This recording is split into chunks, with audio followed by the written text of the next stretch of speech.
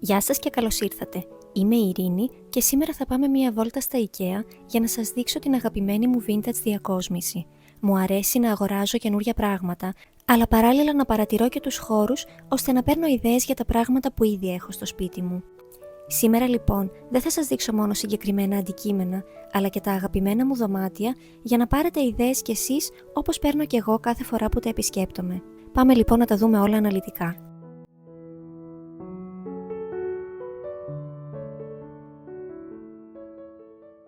Ο πρώτος χώρος που παρατηρώ κάθε φορά που μπαίνω είναι αυτός. Έχει πολλά όμορφα στοιχεία και θα τα δούμε ένα-ένα αναλυτικά. Αρχικά, ο τοίχος με τις κορνίζες μου αρέσει πολύ, είναι μια σύνθεση με vintage θα έλεγα κορνίζες, όπου θα μπορούσατε να βάλετε διάφορες οικογενειακές φωτογραφίες. Προτιμήστε σε ασπρόμαυρη απόχρωση για μια πιο vintage πινελιά. Επόμενα είναι αυτά τα φωτιστικά, τα οποία είναι καινούργια στο κατάστημα, με τη χρυσή βάση και την μπέζ κολόνα. Και φυσικά εννοείται ότι σας προτείνω θερμό φωτισμό για αυτά τα φωτιστικά. Επίσης και αυτά που είναι πάνω από το τζάκι και δεξιά και αριστερά από τον καθρέφτη είναι πολύ όμορφα. Και τέλος μου αρέσει πολύ ο τοίχος, ο ξύλινος τοίχος πίσω από τον καναπέ που ταιριάζει τέλεια σε αυτό το στυλ και θέλω πολύ να βάλω και στο δικό μου σπίτι. Είναι λοιπόν κατά τη γνώμη μου ένα αρκετά φορτωμένο δωμάτιο, έχει όμως και πολλά στοιχεία από τα οποία μπορείτε να πάρετε έμπνευση.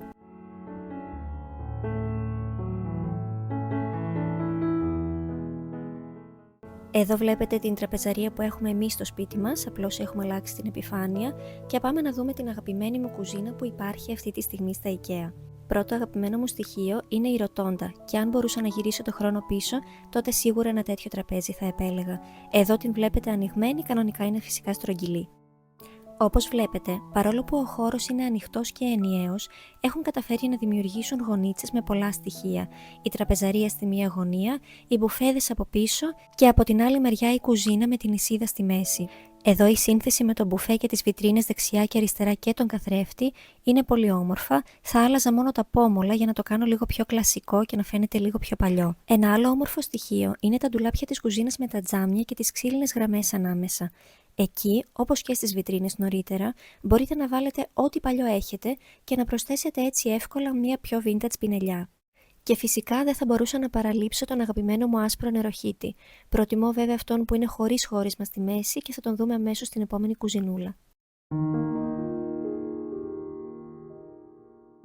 Εδώ λοιπόν είναι η επόμενη κουζίνα και βλέπετε και το νεροχύτη που ανέφερα. Το ξέρω πως το γκρι θεωρείται μοντέρνο χρώμα. Η συγκεκριμένη όμως νομίζω πως έχει αρκετά χαρακτηριστικά που κάνουν να δείχνει πιο κλασική.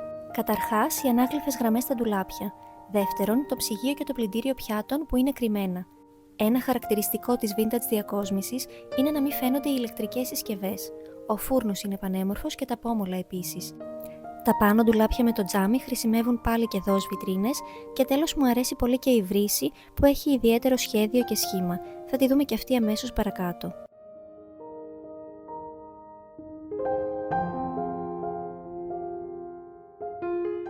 Αυτές είναι οι δύο αγαπημένες μου βρύσες, μου αρέσει το σχέδιό τους και το θεωρώ αμιγώς vintage. Την χρυσή απόχρωση αγοράσαμε και εμείς πρόσφατα για το σπίτι μας και είμαστε πολύ ευχαριστημένοι. Αυτές οι ράγες είναι επίσης πολύ πρακτικές και όμορφες και το χρυσό χρώμα και το μαύρο θεωρώ ότι ταιριάζουν πολύ στη vintage διακόσμηση και είναι ιδανικές για να τις διακοσμήσετε με τις αγαπημένες σας κούπες. Αυτή η τουαλέτα επίσης έχει αρκετά κλασικά στοιχεία, τα καμπυλωτά πόδια, ο οβάλ καθρέφτης και το σχέδιο γενικά. Απλώς εγώ θα την προτιμούσα σε ένα πιο σκούρο χρώμα. Ένα τέτοιο έπιπλο θα μπορούσε να προσθέσει ένα στοιχείο vintage στην κρεβατοκάμαρά σας. Συνεχίζουμε με το σιδερένιο ημίδιπλο κρεβάτι, το οποίο μου αρέσει πάρα πολύ. Σίγουρα το ξύλινο είναι πιο ζεστό, αλλά αυτό το σχέδιο θεωρώ πως ταιριάζει σε ένα vintage διακοσμημένο δωμάτιο και για το σπίτι στο χωριό επίσης είναι πολύ όμορφο. Αυτή η ντουλάπα μου αρέσει γιατί θεωρώ πως έχει κλασικό στυλ και επίσης δεν φαίνεται η ποιότητά της, το ότι είναι δηλαδή μελαμίνη, φαίνεται σαν να είναι ξύλινη. Εδώ σας δείχνω τους δύο αγαπημένους μου μπουφέδες. Ο πρώτος έχει αυτό το γλυκό μπέζ χρώμα με τα όμορφα χρυσά πόμολα. Αν τα πομολάκια σας φαίνονται πολύ μοντέρνα, μπορείτε να τα αλλάξετε. Προσωπικά μου αρέσει ακριβώς έτσι όπως είναι. Ο δεύτερος είναι πιο μικρός και με κλειστή αποθήκευση. Αν σας αρέσουν τα σκούρα χρώματα, αυτό το πράσινο θεωρώ πως είναι τέλειο. Το συγκεκριμένο έπιπλο μπορεί να σας είναι πιο χρήσιμο αν έχετε περιορισμένο χώρο. Κατά τη γνώμη μου είναι και τα δύο πολύ καλές επιλογές για να βάλετε πάνω την τηλεόρασή σας. Από μαξιλάρια μου άρεσε πολύ αυτό και ως προς το σχήμα και ως προς την υφή του, έχει μια ωραία βελούδινη υφή. Και ιδιαίτερα αυτή η απόχρωση του ροζ που θεωρώ ότι είναι πολύ vintage. Τα καλάθια επίσης του IKEA έχουν όμορφα και ιδιαίτερα σχήματα και έχουν αρκετά μεγάλη ποικιλία. Έχουν λίγο υψηλές τιμές, αλλά γενικά τα καλάθια καλής ποιότητας είναι ακριβά και τα συγκεκριμένα φαίνονται σταθερά. Εδώ βλέπετε και κάποιες όμορφες κούπες. Γενικά πάντα τις κοιτάω γιατί έχω πετύχει πολύ όμορφα vintage σχέδια.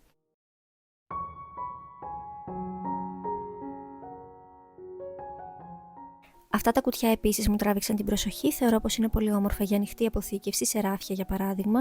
Είναι κατά τη γνώμη μου ακριβούτσικα, τα έχω δει κατά καιρούς όμως στην έκθεση με τις προσφορές. Νομίζω πως όταν είναι 40% μείον συμφέρει πολύ. Εδώ είναι όλα τα αγαπημένα μου φωτιστικά και αυτά που σας έδειξα στην αρχή και τα υπόλοιπα, τα οποία έχω και στο σπίτι μου. Είμαι πολύ ευχαριστημένη, θεωρώ ότι είναι πάρα πολύ όμορφα.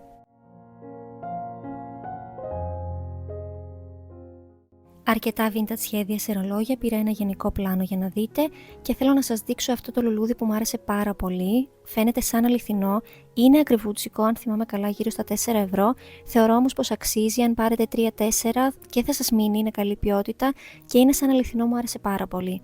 Εννοείται ότι έχω να σας δείξω και κάποιες γλάστρες, διαλέγω συχνά από εδώ, σας τις έχω δείξει και στο παρελθόν. Θα δείτε και στη συνέχεια πώς τις διακόσμησα στο σπίτι μου, νομίζω σας τις έχω δείξει και σε προηγούμενο βίντεο. Και αγοράζω και φυτά εσωτερικού χώρου από εδώ, είναι καλής ποιότητας και μου κρατάνε καιρό. Και τέλος αυτά τα βαζάκια, τα οποία μπορείτε να χρησιμοποιήσετε για να βάλετε λουλούδια είτε αληθινά είτε ψεύτικα. Είναι vintage, θεωρώ ότι είναι ακριβούτσικα, έχω βρει στα Jumbo το μικρό μέγεθος σε πολύ πιο χαμηλή τιμή. Αυτά για σήμερα, ελπίζω να πήρατε αρκετές ιδέες και έμπνευση από το σημερινό βίντεο. Έχω και το αντίστοιχο άρθρο κάτω στην περιγραφή για να δείτε ίσως περισσότερες λεπτομέρειες και κάποια επιπλέον προϊόντα. Όπως έχω πει πολλές φορές, θεωρώ πως δεν χρειάζονται πολλά χρήματα για να κάνει κανείς το σπίτι του λίγο πιο όμορφο. Υπάρχουν πλέον πολλές οικονομικές επιλογές για κάθε γούστο. Αφιερώστε λοιπόν λίγο χρόνο, ψάξτε και λίγο στο Pinterest για έμπνευση και μη φοβάστε να πειραματιστείτε. Σας ευχαριστώ που ήσασταν και σήμερα εδώ, θα τα ξαναπούμε σύντομα. Γεια σας!